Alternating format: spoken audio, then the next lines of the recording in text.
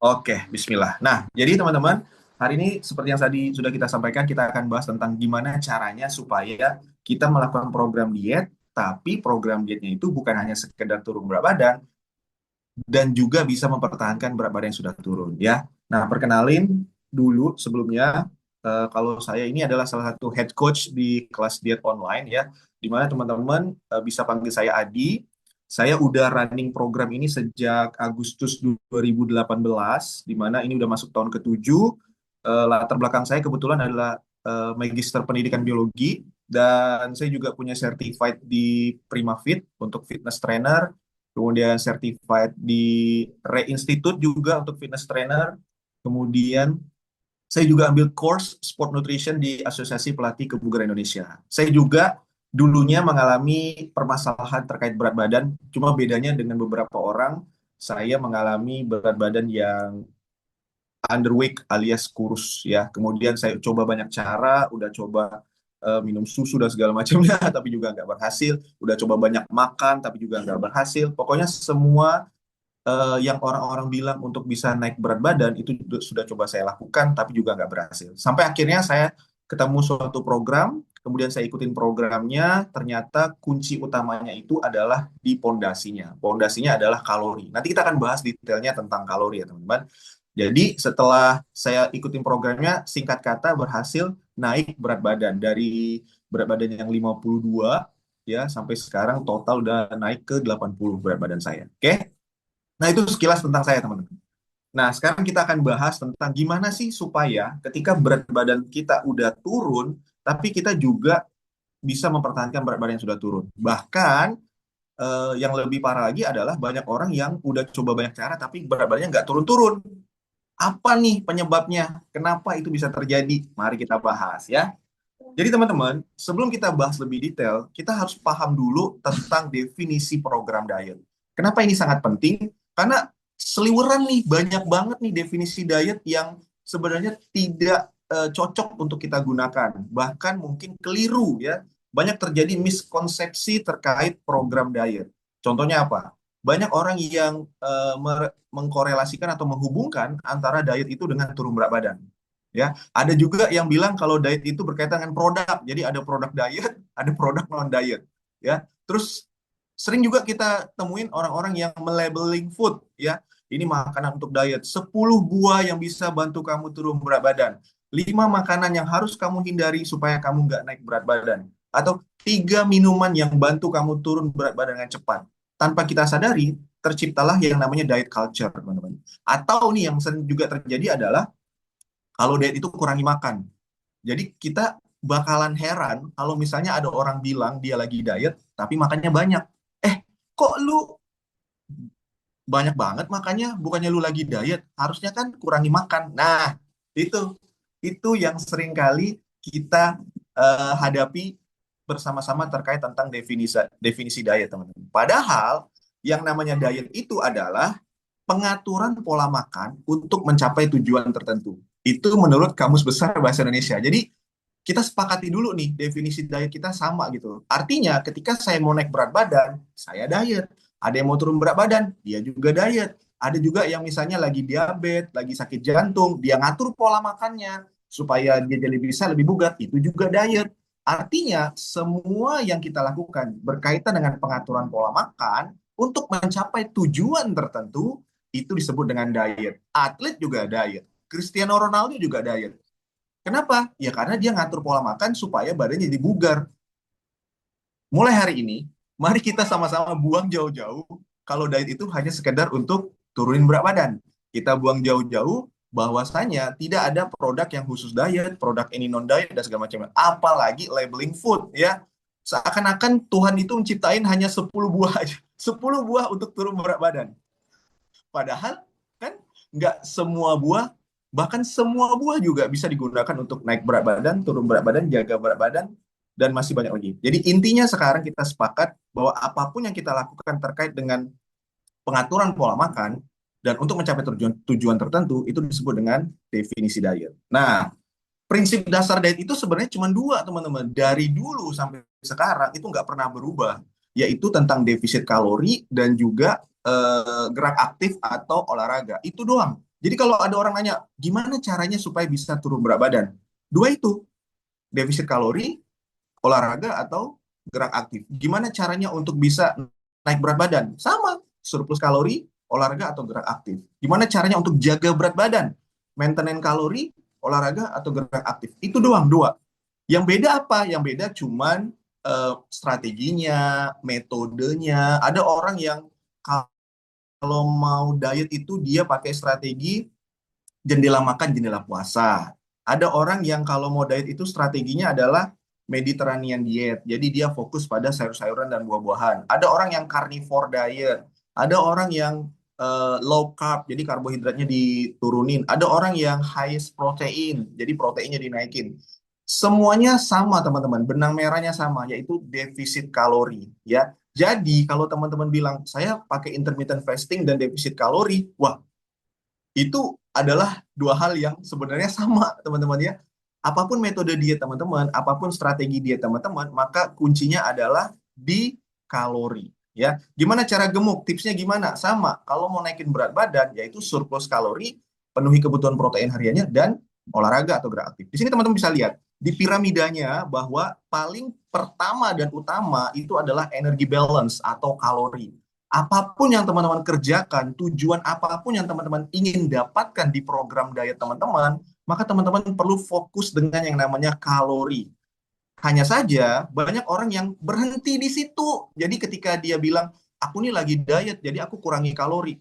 Dia turun berat badan, tapi efeknya adalah tubuhnya lemes, tubuhnya bugar, kurang makan, nyiksa banget. Kenapa? Karena dia lupa bahwa pondasi itu perlu dibangun. Ibarat kata teman-teman mau bangun rumah. Aku mau bangun rumah, terus teman-teman pasang beton sebagai pondasinya.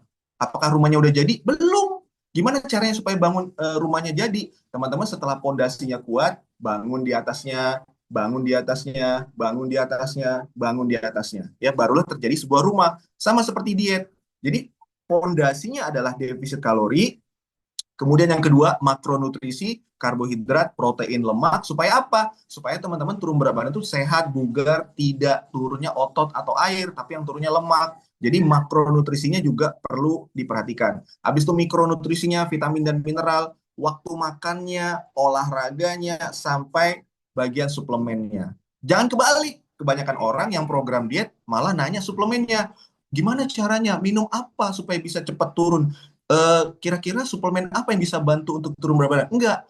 Apapun suplemen yang teman-teman konsumsi, kalau pondasinya itu tidak kalori, teman-teman akan kesulitan untuk turun berat badan. Nah, kalau untuk energi balance atau kalori itu cuma tiga ya. Kalau naikin berat badan, surplus kalori. Kalau nurunin berat badan, defisit kalori. Kalau mau jaga berat badan, berarti kalorinya maintain. Kalori yang masuk sama dengan kalori yang keluar. Nah, ini prinsip dasar diet, teman-teman. Jangan dilupakan, ya. Kemudian, kalau kita bicara tentang diet, tentang kalori, maka kita bicara tentang kurangi kalori, bukan kurangi makanan. Di luar sana, ada banyak banget orang-orang yang hanya fokus dengan apa coba? Kurangi makanan. Jadinya mereka lapar, nyiksa, kena emah, GERD, dan masih banyak lagi. Kenapa? Yaitu tadi, kurang makan. Mereka pikir dengan mereka kurang makan, mereka bisa turun berat badan. Padahal prinsip dasar diet apa teman-teman? Kalori. Jadi yang dikurangin itu kalori, bukan makanan. Yang dihitung itu adalah kalori dari pagi sampai malam, bukan skip sarapan, bukan skip makan malam. Teman-teman skip sarapan, tapi habis skip sarapan makanannya bread bread bread bread bread, ujung-ujung jadi surplus kalori, sama aja bohong. Begitu juga teman-teman ya, skip makan malam. Besoknya bangun pagi lapar, sarapannya over kalori, sama aja bohong. Jadi paling penting adalah mengurangi kalorinya, kalori hariannya dari pagi sampai malam. Di sini teman-teman bisa lihat bahwa 500 kalori itu secara ilustrasi sederhananya adalah di sistem pencernaannya kurang lebih seperti ini. Oil, minyak, itu dikit banget teman-teman, ya, tapi 500 kalori. Begitu juga dengan lemak baik dari keju, terus daging-dagingan, protein, terus ada serat-serat, potato, beans, rice, dan segala macamnya, buah, dan sayur. Itu teman-teman bisa lihat bagaimana respon sistem pencernaan kita ketika 500 kalori dari jenis makanan tertentu itu masuk ke tubuh kita. Jadi jangan heran kalau orang ya makan gorengan naik berat badan. Padahal dia nggak makan nasi, padahal dia nggak makan ini, nggak makan itu, tapi dia makan gorengan sehari bisa 5, bisa 7. Kenapa? Karena satu buah gorengan itu bisa 150 sampai 200. Bayangin aja kalau makan 5 kali 200, 1000 kalori. Dari mana? Kok bisa banyak banget? Dari minyak. Lihat tuh, ya. Minyak itu 500 kalorinya sedikit banget, teman-teman. Jadi, mulai hari ini, ayo, bukan kurangi makanan, tapi kurangi kalori. Berarti kalau ada orang banyak makan, bisa dong dia turun berat badan? Bisa, selama kalorinya defisit. Jadi bukan makanan banyak atau banyak makan yang bisa buat kamu naik berat badan, turun berat badan, jaga berat badan, tapi kalorinya, ya. Nah, tips diet untuk pemula supaya teman-teman tidak gagal sebenarnya ada dua. Yang pertama adalah strategi tracking atau yang non strategi tracking. Nah, ini masih masih jadi bahan perdebatan mana yang baik mana yang benar. Tapi intinya disesuaikan aja dengan kita, ya. Karena biasanya ada orang yang suka tracking strategi. Ada orang yang nggak suka tuh ribet banget tracking strategi, maunya non tracking strategi, sama aja. Yang penting bagaimana kita menciptakan kondisi defisit kalori supaya kita bisa turun berat badan. Kita bahas. Tracking strategi itu ada 4 stepnya, teman-teman. 4 step, ya. Di mana di awal pertama kali dimulai itu adalah food journaling. Jadi kita dari pagi sampai malam kita catat makanan kita apa, minuman kita apa, porsinya gimana, itu kita catat. Setelah kita udah terbiasa food journaling, baru kita munculkan sifat yang kedua, step yang kedua, yaitu calorie awareness. Jadi kita tahu nih, oh makanan ini tinggi kalori, oh makanan ini rendah kalori, oh makanan ini bisa dimakan tapi jangan terlalu banyak porsinya. Yang ketiga itu kalori tracking. Nah, kebanyakan teman-teman kita yang baru aja mulai diet itu langsung loncat ke tahap yang ketiga. Udah sibuk ngitung kalori. Kalori segini maka berapa 1.500 bahan makanan ditimbang. Ini segala macam ditimbang. Padahal itu step yang ketiga, teman-teman. Jadi kalau teman-teman baru mau mulai diet, coba dulu biasakan dari step yang pertama. Coba ciptakan kesadaran dari pagi sampai malam kita tuh makan apa aja sih. Kalau kita tahu apa yang kita makan, maka kita bisa kontrol. Jadi, apakah salah dengan kalori tracking? Nggak salah. Cuma kalau teman-teman belum punya kebiasaan, tiba-tiba langsung loncat ke tahap ketiga, yang ada teman-teman jadi ribet sendiri, teman-teman jadi malas sendiri, teman-teman jadi nggak konsisten, karena sulit banget dilakukan. Sampai akhirnya teman-teman masuk ke tahap yang keempat, yaitu macro tracking. Jadi kalau kita udah terbiasa counting kalori, udah biasa ngitung, udah biasa nyatat, baru kita bahas, oh ternyata karbohidrat hariannya itu harus segini berapa persen. Oh ternyata protein hariannya itu harus segini berapa persen. Jadi 1, 2, 3, 4 ini adalah step untuk teman-teman menghitung kalori. Ya, jadi jangan kebalik, tiba-tiba langsung jebret mulai hitung kalori. Yang ada teman-teman jadi ribet. Nah, makanya banyak orang gagal dalam program diet. Kenapa? Karena caranya salah. Ya, cara mulainya keliru. Udah berat duluan. Ibarat kata main game, dia udah mulai difficultnya atau levelnya tuh berat banget, hard ya. Padahal mulai aja dulu dengan beginner. Gimana beginner itu? Ya udah catat aja dulu. Dengan teman-teman catat, teman-teman tahu, astagfirullahaladzim, ternyata dalam satu hari ini udahlah pagi makan bakso, siang tadi nasi goreng, malamnya martabak segala macam. Wajar aja gemuk. Nah, dengan kita terbiasa mencatat, baru kita tahap ke kalori awareness, barulah nanti kalori tracking. Tapi ribet tracking strategi. Ada nggak cara supaya aku nggak perlu yang gitu-gituan gitu? Ada, teman-teman, namanya non-tracking strategi. Di mana non-tracking strategi ini biasanya payung besarnya itu adalah mindful eating, ya. Di mana kita tahu apa yang kita makan, kita bisa kontrol, kita bisa lihat porsinya. Dan di sini teman-teman bisa lihat ada banyak sekali strategi untuk non-tracking. Jadi nggak pakai ngitung kalori. Yang pertama pakai piring makan model T, itu dari Kementerian Kesehatan Republik Indonesia. Ada patokan telapak tangan, ya ini nasi segini karbo, terus tangkup ini sayurannya, terus sebesar ini adalah protein hariannya, ya. Jadi dengan teman-teman menggunakan non-tracking strategi ini, teman-teman bisa banget mengukur dan membatasi jumlah asupan kalori harian. Atau nih, yang paling sering apa? Substitusi bahan makanan tertentu. Nah, yang biasanya misalnya nih teman-teman mau ayam goreng, terus teman-teman pengen batasin kalori, karena teman-teman tahu goreng itu minyaknya kalorinya tinggi, teman-teman ganti dengan ayam bakar. Nah, gitu ya. Yang tadinya mau pakai tumis sayur, biasa pakai minyak, sekarang tumis sayurnya tumis kering. Nah, atau prinsip 80-20 ini juga sering dilakukan. Jadi Senin sampai Jumat Itu teman-teman fokus dengan pola makannya. Di hari Sabtu atau Minggu, weekend, teman-teman ada cheat meals ya, makan makanan tertentu yang teman-teman pengen makan. Dan yang paling sering apa coba? Mengeliminasi sumber makanan yang memicu adiksi. Biasanya kurangi gula, kurangi garam, terus kurangi lemak. Itu semua dilakukan sebagai upaya untuk non-tracking strategi. Mana cara yang paling tepat antara tracking strategi atau non-tracking strategi? Dua-duanya benar. Ya, karena apa? Karena program diet itu mudah, program diet itu sederhana. Yang buat sulit adalah kita, pelaku dietnya. Nggak mau, pokoknya kalau berhasil harus hitung kalori. Nggak juga. Ada orang yang berhasil tanpa harus hitung kalori. Ada juga orang merasa, ih kayaknya aku lebih pengen hitung kalori. Nggak apa-apa juga. Jadi dua-duanya betul, dua-duanya benar teman-teman. Intinya adalah bagaimana teman-teman paham dengan apa yang teman-teman lakukan dalam program diet teman-teman semua. Ya. Terus yang berikutnya apa lagi? Nah, sebenarnya dari Kementerian Kesehatan Republik Indonesia mah udah di woro-woro teman-teman. Buat kalian yang gemuk-gemuk, buat kalian yang pengen diet, buat kalian yang pengen sehat dan bugar, ini panduannya sudah ada dari Kementerian Kesehatan Republik Indonesia. Ada yang sekarang panduan tumpeng, udah nggak ada lagi ya, 4 sehat 5 sempurna. Jadi kalau ada yang bilang 4 sehat 5 sempurna, fix ya, dia berarti kelahiran baby boomer ya.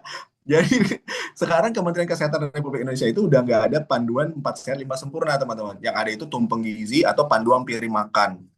Teman-teman bisa lihat sebenarnya. Kalau kita panduan piring makan dari Kementerian Kesehatan Republik Indonesia ini mah fix kenyang banget teman-teman ya. Di situ ada karbonnya, ada proteinnya, ada setengah dari piring itu bahkan sayur-sayuran dan buah-buahan. Terus sekali panduannya yang paling paling bawahnya itu ada karbohidrat 3 sampai 4 porsi, terus ada serat, ada protein, ada air, terus batasi garam, gula dan minyak. Nah, kalau misalnya ada orang nggak mau, pokoknya aku diet itu harus tidak ada no sugar, no gula, no sugar, no oil, sama no garam dan segala macamnya, no salt gitu ya. Kenyataannya teman-teman, faktanya pemerintah dari Kementerian Kesehatan Republik Indonesia masih memperbolehkan kok, ya. Tapi ada batasan maksimal. Jadi sebenarnya, Bang, apakah dengan kita mau turun berat badan ini kita harus nggak makan gula, makan garam, makan minyak? Kata siapa? Ya. Sementara Kementerian Kesehatan Republik Indonesia masih memperbolehkan. Teman-teman masih boleh. Gula itu maksimal 5 sendok makan.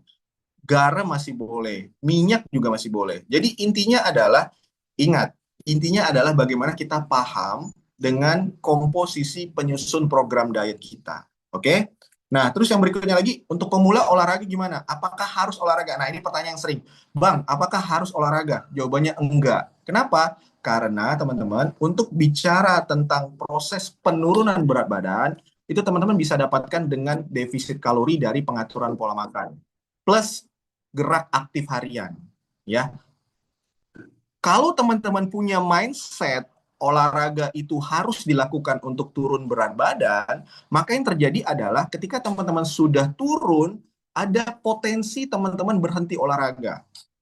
Kan udah turun ini, ngapain olahraga lagi? Padahal faktanya adalah mau naik berat badan, mau turun berat badan, mau jaga berat badan, mau tua, mau muda, mau anak-anak, semua harus olahraga. Olahraga itu adalah bentuk aktivitas yang membantu peningkatan level kebugaran kita. Jadi, kalau teman-teman hanya pengen turun berat badan tanpa olahraga, jawabannya bisa aja. Tapi kan pertanyaannya gimana supaya bisa turun berat badan dengan sehat dan bugar? Makanya ditambah dengan gerak aktif harian. Nah, ini tips olahraga pemula, teman-teman. Yang paling penting itu adalah durasinya. Jadi diawali dengan durasi. Teman-teman mau berapa menit? Ya, 30 menit, 40 menit, 50 menit, 60 menit, boleh. Disesuaikan aja dengan aktivitas teman-teman. Ya. Terus yang kedua, komitmen.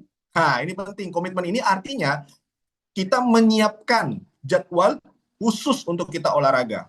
Bukan nunggu jadwal kosong. Nah, itu beda. Ya. Terus yang ketiga, kalau misalnya teman-teman pengen ada hype, pengen ada energi, teman-teman bisa pakai musik, ya boleh. Terus yang keempat, detailnya. Detail ini terkait dengan jenis olahraganya. Mau kardio boleh, yoga boleh, pilates boleh, strength training, angkat beban boleh. Jadi semua olahraga boleh dilakukan, asal dilakukan. Jangan sekedar rencana aja. Dan yang terakhir, yang paling sering dilupakan adalah feedback. Ya, banyak orang melakukan program diet, olahraga, tapi mereka nggak pernah review. Kenapa ya hasilnya nggak maksimal? Mungkin ada hal-hal tertentu yang harus direvisi atau direview, yaitu dengan melakukan feedback. Jadi selalu lakukan feedback. Secara general, untuk kita menghasilkan program diet yang baik dan benar, teman-teman, supaya kita tidak gagal, adalah dengan melakukan 3 step. Step pertama adalah plan, step yang kedua adalah do, step yang ketiga adalah review. Plan itu adalah rencana dietnya, rencana olahraganya. Do artinya lakukan program sesuai rencana, lakukan olahraga sesuai dengan rencana. Baru review. Review itu artinya ngecek hasilnya gimana, apa penyebabnya, apa yang perlu dievaluasi, barulah nanti terakhirnya result. Nggak usah terlalu fokus dengan result. Hasil akan mengikuti kalau prosesnya benar. Banyak orang yang gonta-ganti program diet itu karena mereka pikir programnya salah. Padahal bisa aja yang menjadi penyebab hasilnya tidak maksimal adalah kita melakukan hal yang sama terus-menerus tapi berharap hasil yang berbeda. Ini yang sering kali kami temukan, teman-teman ya. Udah ganti program diet A, program diet B, program diet C, program diet D, semua program diet udah cobain tapi nggak ada hasil. Kenapa? Oh, ternyata dia ngelakuinnya keliru. Maka jangan fokus pada hasil, fokus aja pada prosesnya ya. Nah, ini dari Asosiasi Pelatih Kebugaran Indonesia, di mana tips olahraga itu ada 4, teman-teman. Ada frekuensi, ada intensity, ada time, ada type. Frekuensi itu artinya teman-teman tentukan dalam seminggu itu mau berapa kali latihan, mau berapa kali olahraga. Intensity, berapa, mau low atau medium atau high ya. Kalau pemula biasanya pakai yang low, jalan kaki aja. Ya, kalau medium itu biasa jogging sampai running. Kalau high itu biasa maraton dan segala macamnya. Nah, itu intensity ya. Time, durasinya berapa lama? Mau 30 menit? Boleh. 40 menit? Boleh. Kementerian Kesehatan Republik Indonesia itu bilang bahwa minimal 150 menit seminggu ya. Type, jenis olahraga dan program latihan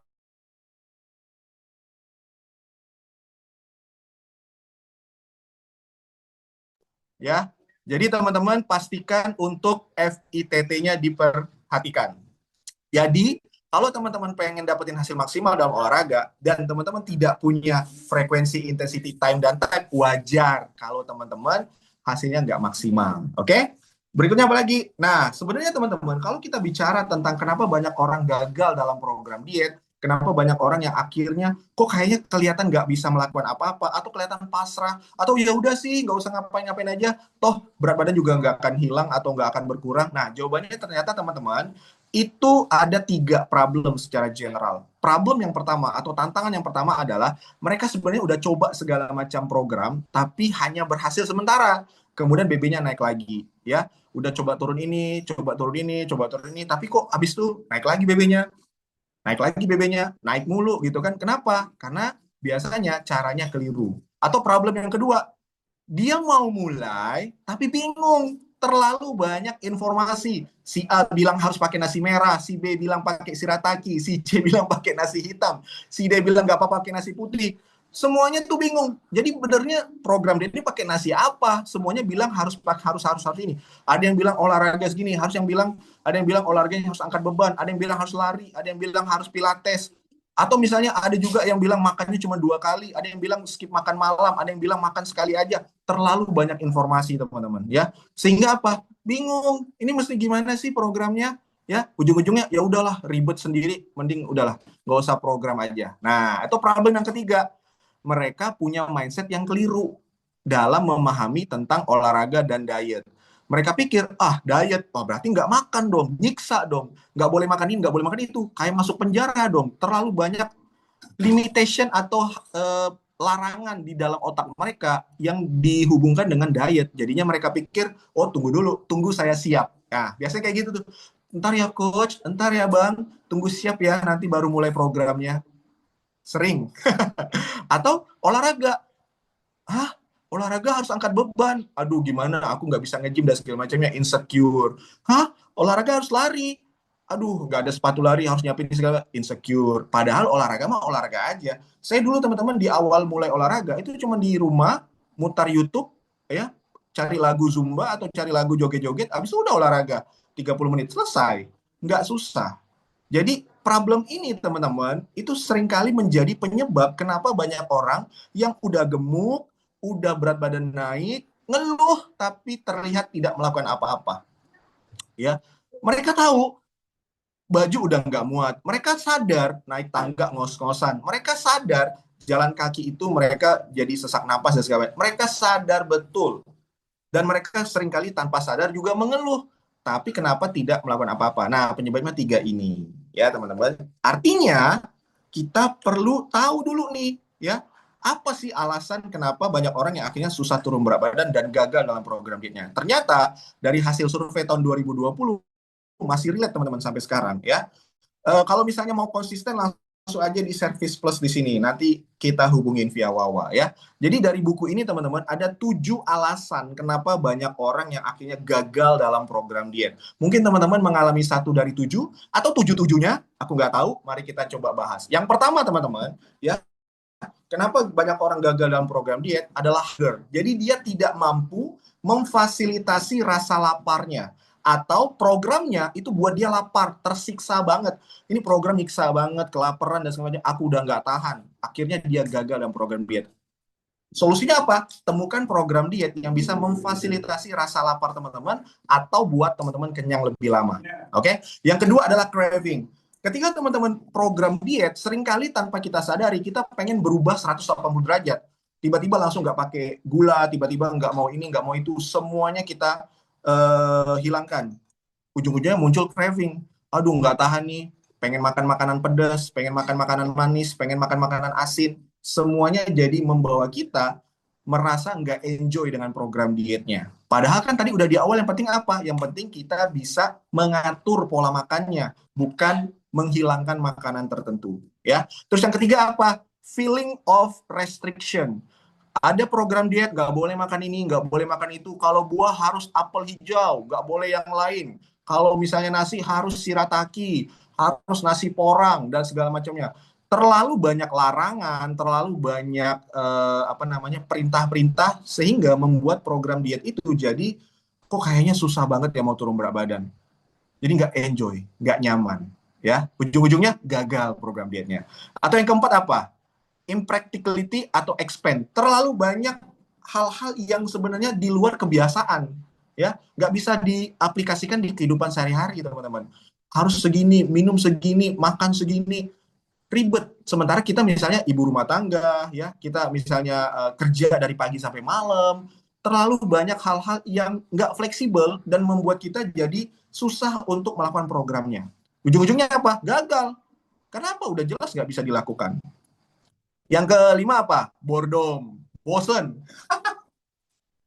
Aduh, lama banget programnya. Masa mau turunin segini aja harus segini-segini, susah banget dan segala macam. Nah, ketika teman-teman melakukan program diet yang program dietnya itu tidak fleksibel, maka ada potensi teman-teman mengalami kebosanan. Ya selayaknya manusia gitu, manusiawi gitu.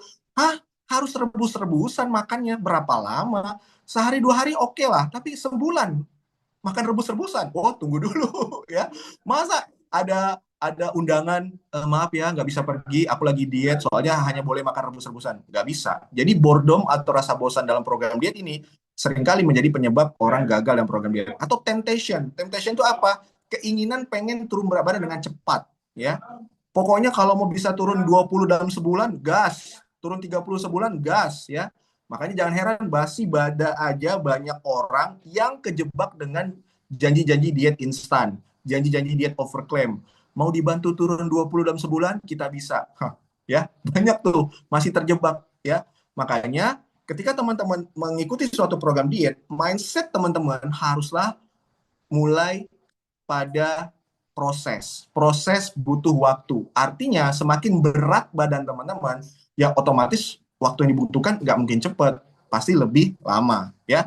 Dan yang terakhir apa? Inkonsistensi result dan plateau. Ini adalah penyebab kenapa banyak orang gagal dalam program diet, nggak konsisten. Kenapa orang susah untuk nggak konsisten? Karena apa? Karena biasanya orang-orang ngejar diet itu 100% teman-teman. Pokoknya hari ini 100%, besok 100% patuh, besok 100% patuh. Nggak bisa. Kalau teman-teman kejar 100%, yang ada teman-teman capek, overwhelmed, ya. Yang harus teman-teman lakukan apa? Yang harus teman-teman lakukan adalah konsisten. Hari ini 10% nggak apa-apa. besok 30% boleh, besok lagi 50% boleh, semuanya dilakukan aja ya. Yang penting every single day itu 1% aja lebih baik udah bagus teman-teman ya. Nggak usah kerja sampai 100%. Kalau teman-teman bisa 100%, bagus. Tapi kalau nggak mampu ya nggak apa-apa juga. Jadi aku tuh sering banget ketemu orang-orang yang kayak salah banget gitu. Coach, maaf ya, tadi aku makan 1 buah martabak. Kayak ya ya nggak apa-apa, makan aja 1 buah martabak. Terus kenapa gitu? Kayak merasa bersalah banget. Terus harus balas dendam dengan olahraga, nyiksa diri. Berarti kan tadi udah makan 1 buah martabak nih coach, artinya besok nggak usah makan loh. Kenapa jadi kayak gitu? Nah, ini yang seringkali menjadi penyebab orang gagal dalam program diet, teman-teman. Jadi, aku harap dengan informasi di awal ini, teman-teman bisa mengevaluasi nih. Oh, alah, ternyata selama ini konsep mindset di dalam benakku tuh keliru, ya. Nah, makanya key pointnya adalah kenapa banyak orang gagal diet, itu alasannya belum tentu karena di diri teman-teman, ya, atau kurang motivasi. Enggak, biasanya yang perlu orang lakukan dalam upaya untuk mencegah kegagalan diet adalah satu doang, kebiasaan. Banyak orang yang gagal diet dikarenakan karena dia tidak mengubah kebiasaan atau tidak mampu mempertahankan kebiasaan yang sudah diubah. Itu ya. Misalnya mau kebiasaan atur pola makan. Kalau dia tidak bisa mengubah kebiasaan pola makan, ya gagal dietnya. Atau pada saat diet dia sudah bisa nih mengatur pola makan. Setelah berhenti diet, dia balik lagi ke pola makan lama. Gagal lagi programnya. Jadi solusinya 3 teman-teman yang bisa kita lakukan. Yang pertama adalah menciptakan kebiasaan dan mindset pola pikir yang benar terkait diet dan olahraga. Solusi yang kedua adalah coba teman-teman cari program diet yang bisa memudahkan teman-teman untuk dilakukan dan bisa berkelanjutan. Ini penting. Turun berat badan adalah satu step, tapi step lainnya adalah mempertahankan berat badan yang sudah turun. Tugas kita bukan turun berat badan aja, tapi juga mempertahankan berat badan yang sudah turun. Makanya kita butuh program diet yang sustain, berkelanjutan. And then yang ketiga, solusi yang ketiga adalah teman-teman harus punya grup support, harus punya komunitas yang nantinya teman-teman bisa saling memberikan motivasi, saling menginspirasi, saling menguatkan ya. Karena kalau teman-teman sendiri ya bisa aja, cuma kan kayak gimana gitu, nggak ada yang rekognisi kita dengan penurunan berat badan, nggak ada yang happy happy bareng sama kita kalau misalnya kita berhasil turun berat badan. Jadi perlu untuk 3 solusi ini. Nah, makanya teman-teman di webinar ini kami hadir untuk menawarkan sebuah komunitas. Komunitas kami itu namanya Komunitas Premium Coaching Indonesia. Udah terdaftar sejak Agustus 2018, teman-teman ya. Nah, teman-teman bisa cross check sendiri di mana komunitas ini itu bisa banget teman-teman temuin di PDKI Indonesia dgip.go.id. Udah ada merek dagangnya. Jadi resmi terdaftar, teman-teman ya. Terus teman-teman juga bisa lihat bahwa selain komunitas ini juga menyediakan salah satu fasilitasnya adalah program diet online yang hari ini akan coba kami jelaskan ke teman-teman. Di mana teman-teman akan dapat fasilitas berupa menu, workout, edukasi, dan juga garansi uang kembali 100% kalau nggak ada hasil. Yang pertama menu. Teman-teman akan dapat panduan menu yang isinya adalah resep makanan, mudah dibuat dan enak. Nggak perlu bingung karena ada daftar persiapannya. Kalau misalnya nggak bisa masak, nggak ada waktu buat masak, gimana Bang? Kita bisa banget bantuin teman-teman kalau teman-teman biasa beli makanan di luar atau beli di warteg. Kita ada strateginya, kita siapkan alternatifnya, teman-teman tenang aja ya. Menu dan grocery list kita siapkan. Oke. Yang kedua, teman-teman akan dapat edukasi. Edukasinya itu bukan hanya dari bukan hanya dari coachnya, tapi juga dari dokter dan nutrisionis. Oke, ini contohnya kemarin kita ada dokter Gali sama dokter Andi, itu beliau berdua menyampaikan edukasi tentang nutrisi tepat usia kuat dan juga sesi olahraga. Artinya, edukasi yang kami berikan kepada teman-teman bukan berdasarkan katanya-katanya, tapi fakta dan didukung juga dengan dasar-dasar ilmiah. Materinya selalu update dan juga tidak membosankan karena mudah dipahami, relate dengan kehidupan sehari-hari teman-teman semua ya. Itu. Oke, lanjut lagi. Berikutnya, teman-teman, lanjut ya. Nah, berikutnya, nah kita juga ada workout virtual, teman-teman. Nah, workout virtual ini itu teman-teman akan dapat edukasi dan panduan workout virtual dan langsung dari ahlinya. Nah, ya, bentar. Mhm. Nah, jadi tersedia edukasi dan panduan. Terus setiap hari, Senin sampai Sabtu, ada sesi olahraganya. Ada strength training, ada flexibility core abs, ada fun cardio, ada body weight cardio, ada dumbbell, ada pilates, yoga, semuanya ada. Semuanya diberikan buat teman-teman. Ada panduannya juga, ya. Dan ini cocok untuk pemula ataupun yang sering olahraga. Atau misalnya teman-teman malas olahraga di luar, teman-teman bisa tetap ikutan olahraga di rumah bareng-bareng kita. Oke, lanjut lagi. Berikutnya, setelah workout virtual, apalagi fasilitasnya. Nah, ya, berikutnya adalah faktanya, ya, di mana teman-teman, kalau kita bicara tentang program diet online yang kami berikan, itu hasilnya potensi turun BB 1 sampai 8 dalam waktu 10 hari. Hasil berbeda-beda tiap individu. Dan banyak sekali teman-teman yang happy karena ada grup support plus didampingi dan bisa konsultasi serta komunikasi. Ini contohnya teman-teman, dua orang, ya, ada yang turun 5,8, ada yang turun 3,7, tapi teman-teman bisa lihat yang turun 3,7 itu usianya berapa? Usianya 64 tahun, teman-teman, ya.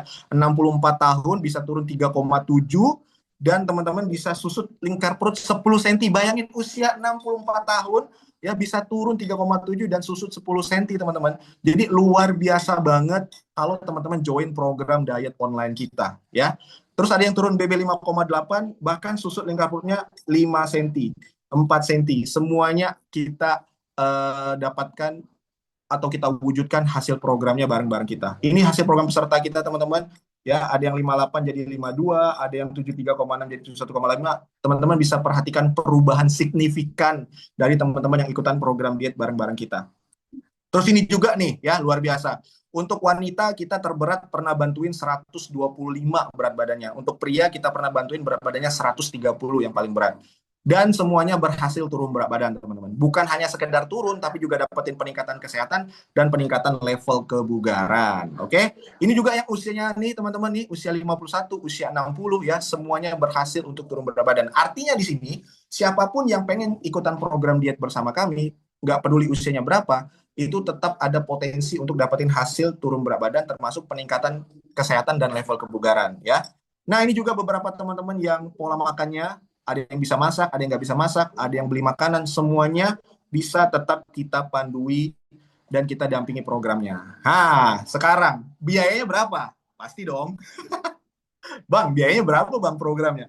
Kalau kita lihat-lihat teman-teman ya, fasilitas kelas yang tadi kami berikan, itu kalau kita cross-check di beberapa sumber, ada menu dan resep, itu rata-rata bisa 200 ribuan atau bisa juga yang gratis ya. Ada juga workout online per sesi, itu kalau aku tanya ke beberapa temanku yang personal trainer atau yang punya kelas, biasanya ada yang 150 ribu per sesi, ada yang 30 ribu, ada yang 50 ribu, semuanya ada biayanya. Edukasi, teman-teman ikut webinar, ikut Zoom, dan segala macamnya. Ada sih yang gratis, tapi ada juga yang berbayar.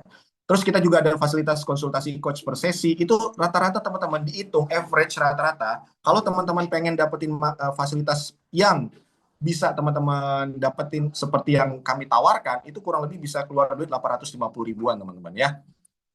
Tapi, kalau teman-teman ikutan program kita, itu teman-teman bisa cukup keluar biaya 625.000 saja. Ya, teman-teman akan dapat semua fasilitas yang kita jelaskan tadi di awal plus gratis satu kaleng shake, teman-teman ya. Satu kaleng shake senilai 605.000. Jadi 605.000 ditambah 850.000 itu 1.400.000-an. Nah, teman-teman cukup bayar 625, teman-teman hemat 830.000 dengan ikutan kelas kita. Aduh, gimana ya dengan 625? Makanya dari itu kami berikan limited price, harga spesial buat teman-teman semua, batas transfer sampai jam 12 siang. Teman-teman bisa bayar 550.000 aja. Dari yang tadinya 625 dipotong lagi jadi 550.000 sampai jam 12 siang. Segera hubungi pengundang teman-teman untuk ambil super promo dari harga spesial program kita ya. 550.000 ya, kayaknya menarik. Maka dari itu kami tekankan sekali lagi, kami ada garansi 100% uang kembali. Ya, jadi kalau teman-teman udah biaya 550.000, nggak ada perubahan, nggak ada penurunan berat badan, uang teman-teman dikembalikan 100%. Ya, teman-teman turun BB, teman-teman happy, teman-teman nggak turun BB, uang teman-teman dikembalikan 100%. Bayangin, ya. Maka dari itu, ayo ingat lagi teman-teman, untuk bisa memulai dan mendapatkan hasil itu selalu dimulai dari satu step, ya. Jadi pastikan teman-teman kalau teman-teman mau ikutan programnya, kita akan bantu teman-teman untuk brick by brick membentuk suatu kebiasaan sampai akhirnya teman-teman bisa dapetin hasil maksimal dalam programnya. Maka dari itu saya mengajak teman-teman untuk bergabung di komunitas kita, bukan hanya untuk sekedar turun berat badan, tapi juga bisa mempertahankan berat badan yang sudah turun, ya. Nah, kelasnya nanti akan dimulai tanggal 26 Juni 2025, teman-teman, ya. Jadi silakan buat teman-teman yang mau ikutan, boleh banget langsung aja hubungi pengundang teman-teman. Kita akan mulai kelasnya serentak di tanggal 26 Juni dan harga spesial 550.000 hanya sampai jam 12 siang ini. Silakan teman-teman hubungi pengundang teman-teman. Nanti kita akan jelasin detailnya programnya seperti apa kepada teman-teman semua. Selesai deh ya untuk sesinya teman-teman di pagi hari ini. Haha.